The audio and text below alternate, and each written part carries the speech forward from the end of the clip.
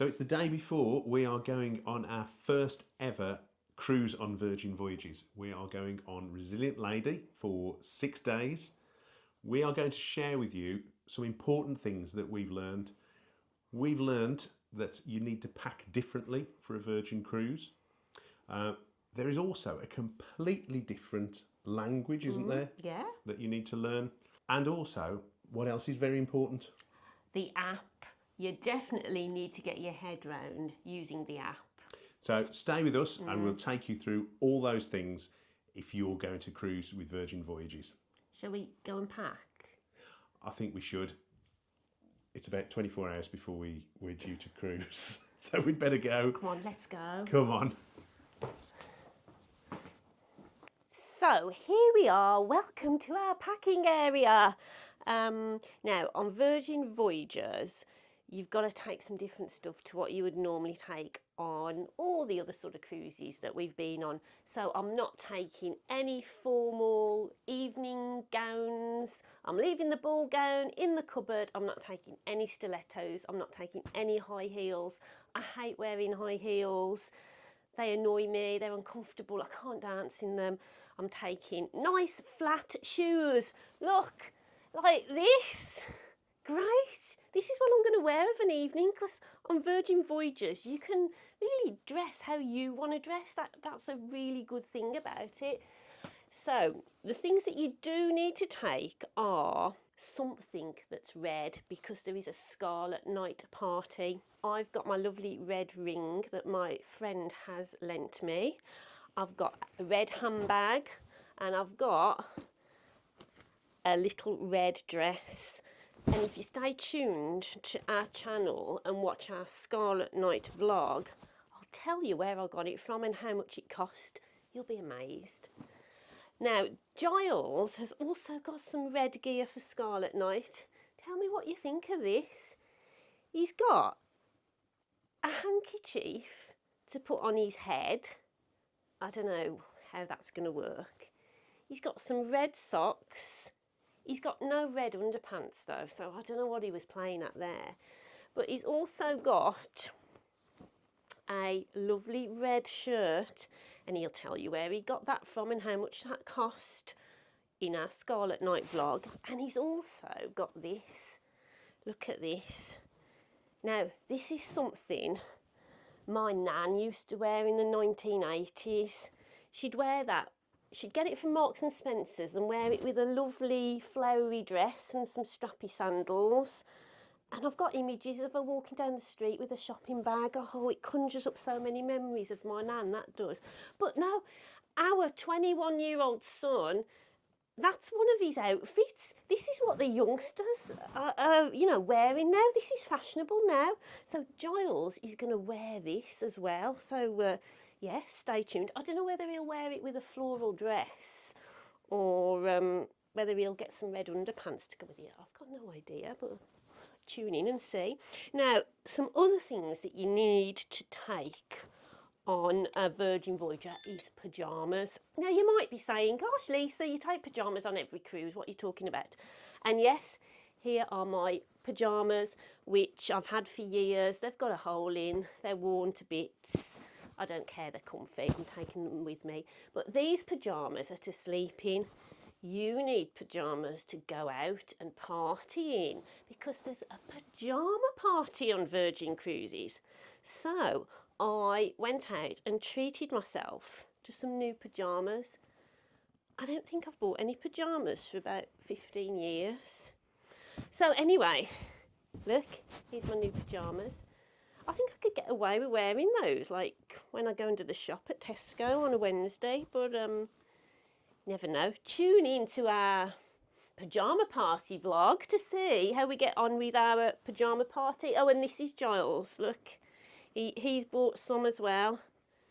I think he got a bit of a bargain with these. He's got that, and he's got these that are like swimming trunks, but he's going to wear them as pyjamas. Very versatile. He can then jump into the pool party in them, can't he? So that should be good.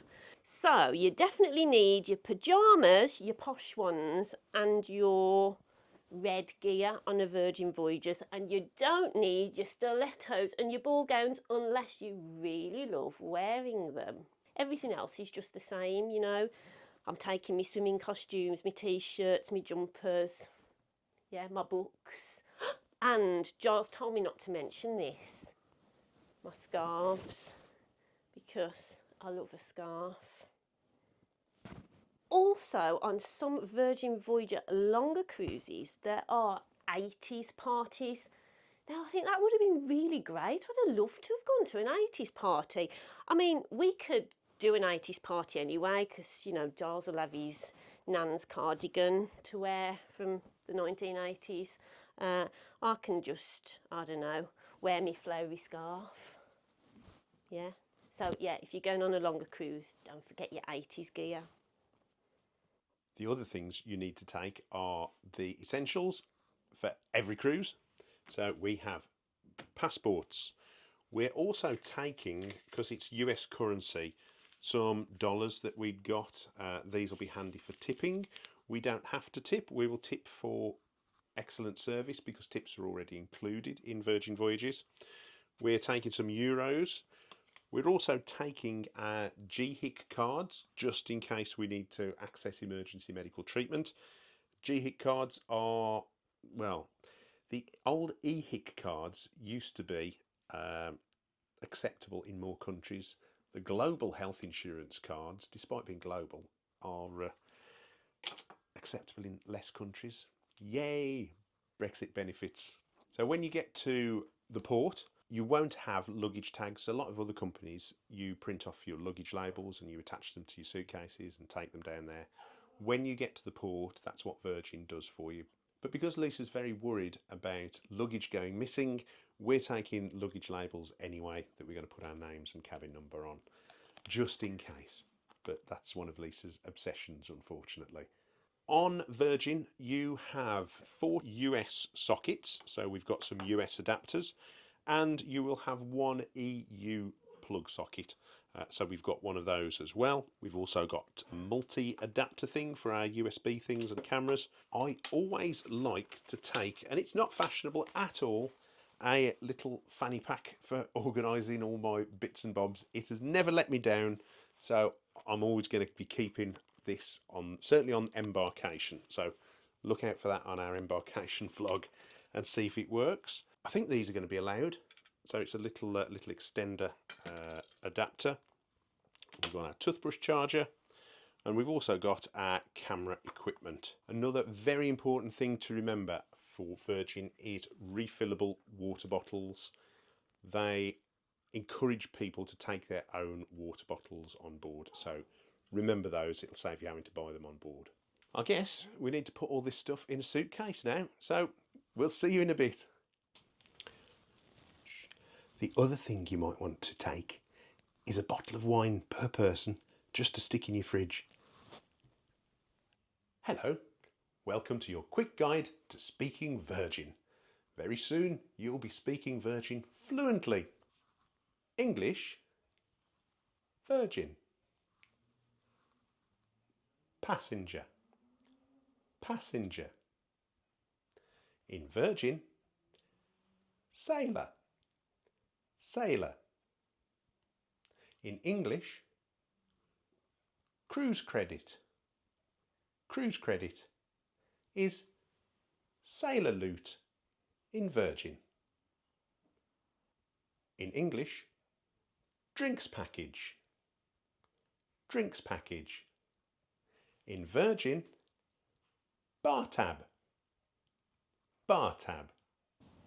So as promised, that brings us onto the app, which is a really important part of Virgin. It is a proper app. It's not like a web page, which you get on some ships, because Virgin does have Wi-Fi, doesn't it? It does, and that's free. You know, that's part of the package when you book your cruise. Yeah, a very basic Wi-Fi package is included, because I think they realise that we are in the 21st century, unlike some other cruise companies, because it is an expectation, isn't it, that you get Wi-Fi? Yeah, yeah. Anyway, the app, what does it do, Lisa? So the app does a number of things. First of all, you have to upload your details into the app before you sail. So, you put your passport details, you take a photograph of yourself. If you're a lady, it asks you if you're pregnant, even if you're 80, I think. And so it's things like that. I think there are about 6 things you have to fill in. One of them is also asking you what time you want to board the ship at. Now, Giles made a big mistake, and so here's a tip for you. Approximately 3 months before we were due to go, we had an email telling us that we could upload our information into the app. And I was away on holiday at the time with my daughter, so Giles decided to wait till I got back. But when I got back, we went onto the app, and all the time slots to get onto the ship on embarkation day had gone, and the only time slot was 4:30, which was the latest. And we thought, oh gosh, no, we can't get on till 4:30, and we had to pick that slot. So, we put down for it. But we knew that on Virgin Voyages, once you get on the ship, you are then able to book your entertainment. So I think it's probably beneficial that you are on earlier rather than later, so that you can get things booked at the times you want to get them booked at. So because of Giles's schoolboy error of not doing it while I was away, waiting for me to get back, we were at 4:30. But luckily, we had joined the Facebook group for our cruise, and was it about 2 weeks ago? So just about 2 weeks before we were due to go, someone put on that they had been able to change their embarkation time. And so we went back onto the app and looked, and in fact we could change, and we've now got 2:15, which is loads better. So, there's a big tip for you. And also make sure that you do join the Facebook groups. There will be a Facebook group for your particular voyage, and there is also a general information Facebook page on Virgin. So some really useful information there. And if you go on and just ask a question, they are more than willing to help. So what else can you do on the app? What does it do? Also, 45 days before our cruise, your dining options open. So on Virgin Voyages, there's no main dining room. There are a number of restaurants, and 6 of them you are able to book. They are sort of speciality dining restaurants. Those 6 restaurants, their bookings opened 45 days before our cruise at 5 a.m. in the morning. So we don't need to say in the morning if you're saying 5 a.m. Oh no, that's a real pet hate of yours, I know, isn't it? I'm very pedantic when it comes to that. It's either 5 a.m. or it's 5 in the morning. Okay. It opened at 5 a.m. UK time. America's time, I think, would have been perhaps midnight. Yeah. So we set our alarms for 5 to 5 that morning, and we got up and we went on at 5 o'clock, and we booked everything that we wanted to book for 5 of the evenings. At 7:30 in the morning, people were putting on Facebook that they couldn't get any dining options. They had all gone.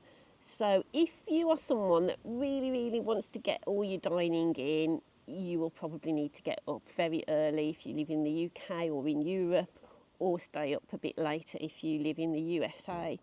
But 2 things I'd say about that is, 1, you are booking it a little bit blind because you won't have seen the times of the entertainment. So you'll be booking your meals when there might be an entertainment thing on that you would want to go and see. And secondly, that only 30% of seating allocations for the dining is released at that particular time. So there's still, if you don't manage to do it, don't worry, there's still a lot of availability. So once you get onto the ship, you would head to Razzle Dazzle, I think it usually is, to make the rest of your dining reservations, or you'll be able to make your reservations on the app. So even if you don't get up at 5 o'clock in the morning and make your reservations there, don't panic. And there are also some walk-ins as well that you can have. And I think particularly if you're a smaller group or a group of 2, they will make every effort to squeeze you in wherever they can. And there'll always be cancellations. Something else that I wanted to mention was you cannot book the same restaurant multiple times. You can only book it once if you are on a shorter cruise. We're on a 6-day cruise, so we have only been able to book each restaurant once, because actually as pescatarians I did want to go to Razzle Dazzle perhaps more than once, and I've only been able to book it once. But as Giles says, hopefully we'll just be able to walk up and go in there if we decide that's a better option for us than some of the ones that we've booked. Yep. You can also book your excursions, also known as Sure Things, on the app. So that is the app is just the place where you go for everything, isn't it? So to upload all your cruise information, your dining bookings, your shore excursions, and once you're on board, for your entertainment as well. You can put little reminders on. There's a calendar, and you can remind yourself by putting it on your itinerary what you want to go and see. But you still have to be there for the ones that aren't ticketable, that you pay for when you're on the ship. You still have to rock up early enough to make sure that you can get in. So there's reminders that you can put. So yeah, the app is very important. Yeah. I think that's it, isn't it? I think it is. Next time we see you, hopefully we'll have made it to Portsmouth and we'll be on Resilient Lady. In the rain, because the weather forecast is horrendous. We're going through the Bay of Biscay storms. Yay! Oh, well. Let's do it anyway. It's fun. Do it anyway. Take care. Thanks for watching. Bye.